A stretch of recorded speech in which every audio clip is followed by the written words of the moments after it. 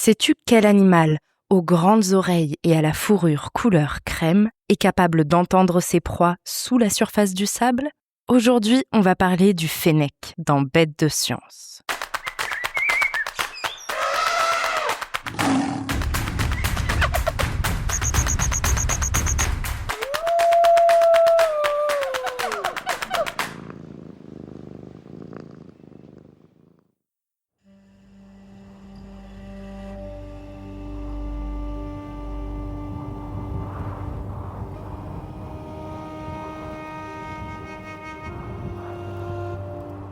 On dirait que seul le silence règne ici. Mais en fermant les yeux, en nous concentrant un petit peu, des sons nous parviennent. Le premier, c'est celui du vent. Il est doux, constant. Puis, quelque chose d'autre. Un chuintement léger, parfois sifflant. Reconnais-tu ce son? C'est celui du sable.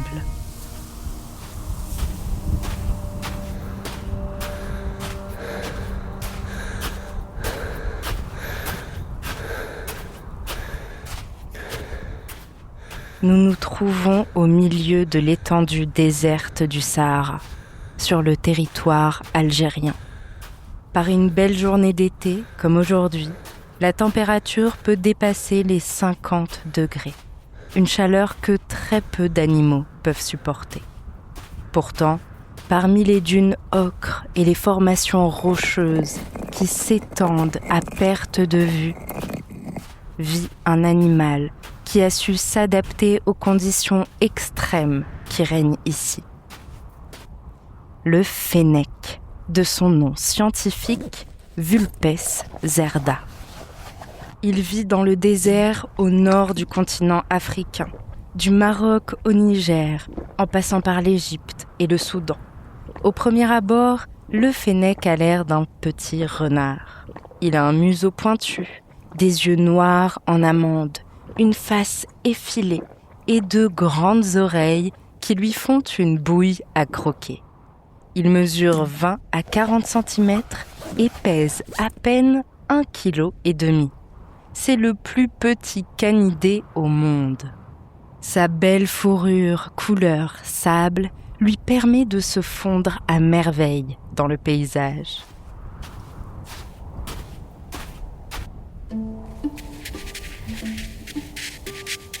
Regarde, le voilà qui court, qui bondit, puis atterrit sur ses pattes avant.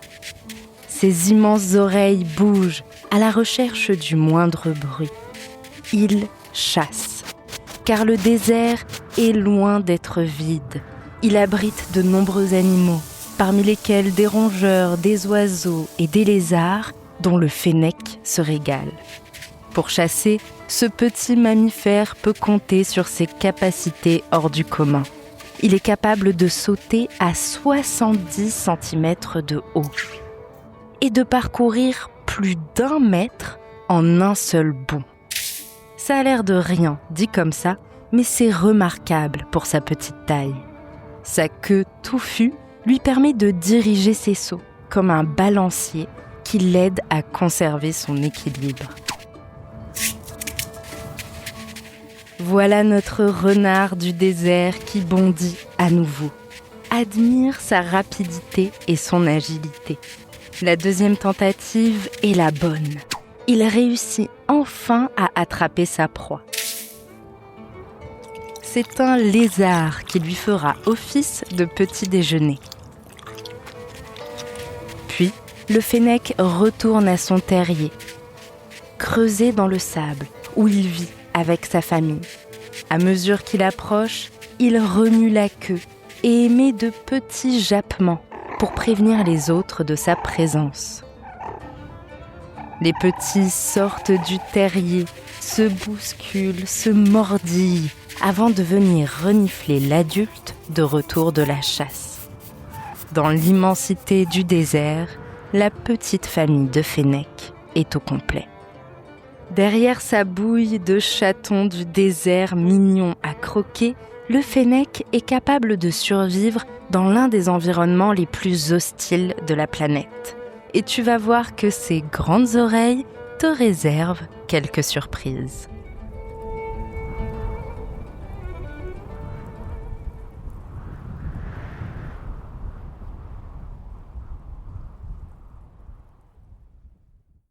Pour soutenir ses prouesses athlétiques dans un climat hostile, c'est tout le corps du fennec qui s'adapte.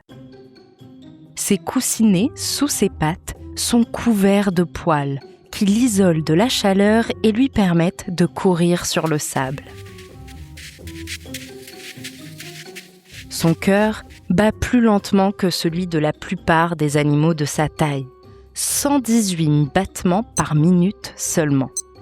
Et son corps dépense moins d'énergie. Même sa respiration est ralentie. Le fennec ne respire que 23 fois par minute. C'est une façon très efficace d'économiser l'eau et de supporter la chaleur du désert. Sa température corporelle peut d'ailleurs s'élever jusqu'à 41 degrés avant qu'il n'ait besoin de transpirer.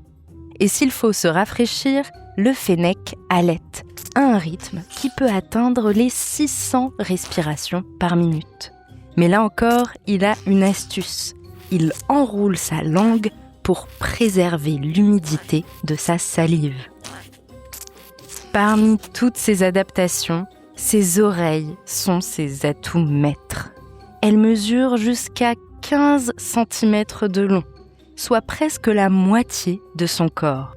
Et elles jouent un rôle essentiel. Elles évacuent la chaleur grâce aux vaisseaux sanguins qui les traversent. Mais ce n'est pas tout. Ses oreilles lui permettent aussi d'entendre des sons très faibles qui pourraient passer totalement inaperçus pour nous, humains. Pratique pour chasser des proies discrètes comme les serpents ou les lézards. Lorsqu'il part en chasse, le fennec utilise ses oreilles comme 2 grandes antennes qu'il peut diriger chacune à sa guise. Il perçoit alors les sons émis par les animaux qui l'entourent et il peut même entendre une proie qui se déplace sous la surface du sable.